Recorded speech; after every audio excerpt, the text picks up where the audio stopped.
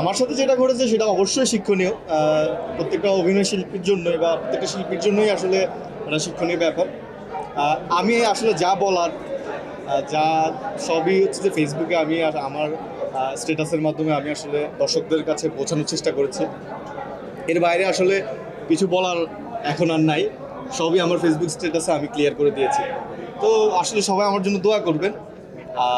যেহেতু একটা ভুল হয়েছে, এই ভুলটাকে আমি শিক্ষা ভেবে সামনের কাজগুলো অবশ্যই ভেবেচিন্তে কাজ করব। আমার যা বক্তব্য সেটা আসলে আমি আমার ফেসবুকে স্ট্যাটাসের মাধ্যমে দিয়ে দিয়েছি। আমি দুইবার বলেছি, আমার দর্শক যারা আমাকে ফলো করে, যারা আমার কাজ পছন্দ করে, যারা বিভিন্ন ধরনের প্রতিক্রিয়া জানাচ্ছে আমাকে, তাদেরকে আমি আমার বক্তব্য পেশ করে দিয়েছি। আমার বক্তব্যে স্পষ্ট বলা আছে আমি কোনো ক্ষমা চাইনি, কারণ আমি তো কিছু করিনি।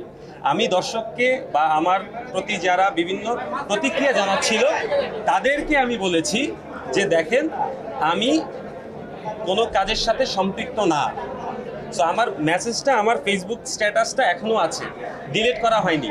সো আমার ক্ষমা চাওয়ার প্রশ্ন আসবে তখন যখন আমি কোনো অপরাধ করব। ফিমেল ফোরের দুজন সহকর্মী তারা কোকাকোলার একটা বিজ্ঞাপনে তারা অভিনয় করেছেন, সেখান থেকে তারা তুমুলভাবে বিতর্কের জন্ম দিয়েছেন, সমালোচনা হচ্ছে এবং আপনার পক্ষে একটা সাইবার অ্যাটাকের এক হুমকি দেওয়া হচ্ছে। এই সময়টা আপনি কি মনে করছেন যে ফিমেল ফোরটা ঠিক মতো যাবে? অবশ্যই ঠিক মতো যাবে, কারণ আমি আসলে পরিশ্রম করে কাজটা করেছি। আমি বিশ্বাস করি যে মানুষের পরিশ্রম কখনো বৃথা যায় না। আমার টিমের প্রত্যেকটা মেম্বার সবাই যথেষ্ট পরিশ্রম করে তারপরে এই কাজটি আমরা করেছি। এবং আমার বিশ্বাস মানুষ যারা আমাদেরকে পছন্দ করে, যারা আমাদের কাজ পছন্দ করে, তারা অবশ্যই, যারা ফিমেল 1, 2, 3 দেখেছে তারা অবশ্যই ফিমেল 4 দেখবে।